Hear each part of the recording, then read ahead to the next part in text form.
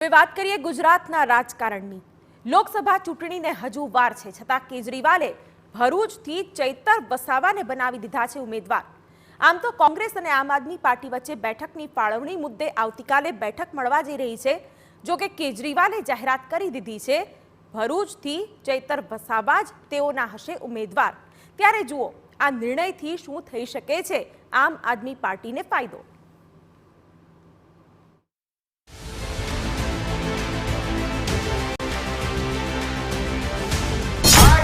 करना चाहता हूं, आम आदमी पार्टी की तरफ से आने वाले लोकसभा चुनाव में भरूच सीट से चेतर वसावा लोकसभा का चुनाव लड़ेंगे।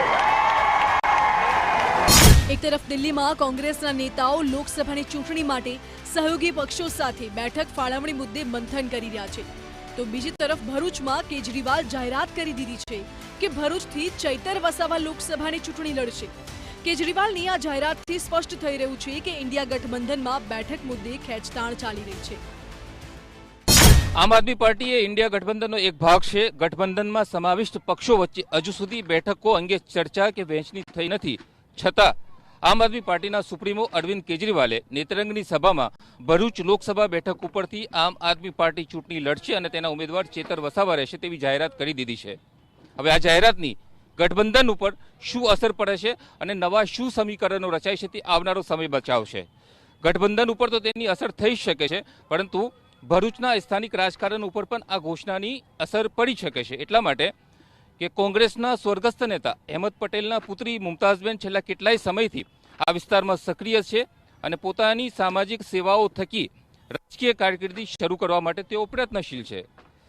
મુમતાઝ પટેલે ભૂતકાળમાં જાહેરાત કરી દીધી છે કે તેઓ ભરૂચ બેઠક લડવા માંગે છે અને લડશે, તો બીજી તરફ ચેતર વસાવા પણ ચૂંટણી લડવાની જાહેરાત કરી ચૂક્યા છે અને હવે આ જાહેરાત ઉપર અરવિંદ કેજરીવાલે મહોર મારી દીધી છે।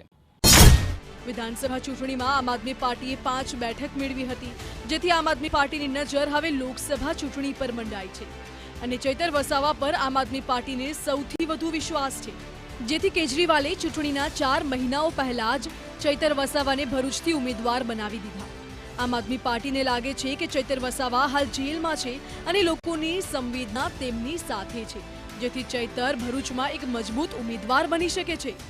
आज पूरे गुजरात में अगर बीजेपी एक आदमी से डरती है तो उसका नाम है चेतर वसावा।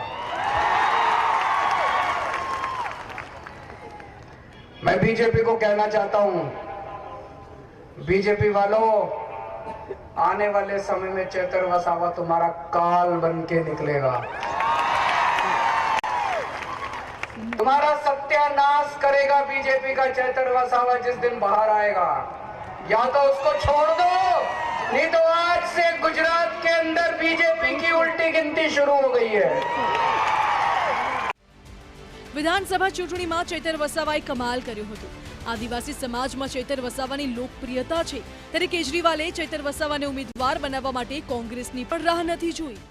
चेतर वसावा शेर है और बीजेपी वालों, शेर को ज्यादा दिन पिंजरे में नहीं रखा जा सकता। जिस दिन शेर बाहर निकलेगा उस दिन तुम्हारी खैर नहीं है। હવે આપને બતાવીએ આખરે ચૈતરને ઉમેદવાર બનાવવા માટે શું છે આમ આદમી પાર્ટીનું રાજકીય ગણ। ચૈતર વસાવાના જેલવાસ બાદ સાંત્વના ભેગી કરવાનો પ્રયાસ હોઈ શકે છે।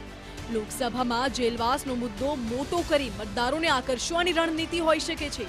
ડેડિયાપાડા અને ઝઘડિયા બેઠક પર સૌથી વધુ આદિવાસી મતદારો છે, એટલે ચૈતર વસાવાની આદિવાસી વિસ્તાર પર મજબૂત પકડ રહેલી છે, જેથી આદિવાસીઓના મત પોતાના તરફ કરી લોકસભામાં લાભ મેળવવાનો પ્રયાસ હોઈ શકે છે।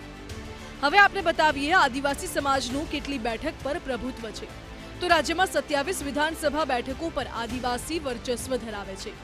કુલ મતદારોમાં 14% ભાગીદાર છે આદિવાસી મતદારો। અંબાજીથી ઉંબરગા સુધી 14 જિલ્લામાં આદિવાસી પટ્ટો છે। કોંગ્રેસની બેઠકો વધારવામાં આદિવાસીઓનું મહત્વનું યોગદાન રહ્યું હતું, પરંતુ છેલ્લી ઘણી ચૂંટણીઓમાં આદિવાસી મતદારો ભાજપ તરફી જોવા મળ્યા। ગત વિધાનસભા ચૂંટણીમાં ભાજપે 27માંથી 23 બેઠકો જીતી હતી, કોંગ્રેસની બેઠકો 17માંથી સીધી 3 પર આવી ગઈ। આમ આદમી પાર્ટીએ 1 બેઠક પર જીત મેળવી હતી। આદિવાસીઓમાં ભાજપના વધેલા પ્રભુત્વને તોડવાનો આમ આદમી પાર્ટીનો પ્લાન છે. ભાજપને આદિવાસી બેલ્ટમાં નુકસાન કરાવવાની આમ આદમી પાર્ટીની રણનીતિ છે. ચૈતર વસાવાને ઉમેદવાર બનાવ્યા બાદ આમ આદમી પાર્ટીમાં ઉત્સાહનો માહોલ જોવા મળી રહ્યો છે. તો આ તરફ ભાજપે સાધ્યું છે કેજરીવાલ પર નિશાન. ભાજપે કહ્યું છે કે ચૂંટણી આવે ત્યારે કેજરીવાલને ગુજરાતની યાદ આવે છે. અરવિંદ કેજરીવાલને ગુજરાતથી પ્રેમ નથી, ચૂંટણીથી પ્રેમ છે. જે લોકો ચૂંટણી ટાઈમે લાલ ટપકાવવા માટે આવે છે એમને પણ મારી વિનંતી છે કે આ ગુજરાત એ નરેન્દ્ર મોદીનું ગુજરાત છે ને, અહીંયા આવી કોઈ વાતમાં ગુજરાતની જનતા ક્યારેય આવશે નહીં. એટલે એમને ગુજરાત માટેનો પ્રેમ નથી, પરંતુ ચૂંટણી પ્રેમી કેજરીવાલ હોય એવું લાગે છે. તો આ કેજરીવાલ ભ્રષ્ટાચારી છે, દંભી છે અને કહેવાનું કંઈ કરવાનું કંઈ, આ પ્રકારની અન્ના હજારને પહેલાં એમણે જેને કહેવાય કે વિશ્વાસઘાત કર્યો. કેજરીવાલે તો ચૈતર વસાવાને ભરૂચથી ઉમેદવાર બનાવી દીધા, પરંતુ સૌથી મહત્વનો સવાલ એ છે કે શું કોંગ્રેસ આમ આદમી પાર્ટી માટે ભરૂચની બેઠક છોડશે કે પછી ભરૂચથી પણ ઉમેદવાર ઉતારશે? આમ આદમી પાર્ટી અને કોંગ્રેસ હાલ ઇન્ડિયા ગઠબંધનમાં સામેલ છે. જો કે દિલ્હી અને પંજાબની બેઠકો મુદ્દે બંને વચ્ચે વિવાદ છે. ત્યારે જો દિલ્હી અને પંજાબની બેઠક મુદ્દે વિખવાદ યથાવત રહેશે તો ગુજરાતમાં પણ બંને પાર્ટીઓ અલગ અલગ ચૂંટણી લડી શકે છે. જો કે ભરૂચમાં જીતવું એટલું સરળ નથી. ભાજપ અનેક વખતથી આ બેઠક જીતી રહ્યું છે. વિધાનસભાની 7માંથી 6 બેઠક પર ભાજપનો કબજો છે. ભાજપ વર્ષ 2014 અને વર્ષ 2019ની જેમ 2024માં પણ ગુજરાતની તમામ બેઠક જીતવા માટે પૂરી તાકાત લગાવશે.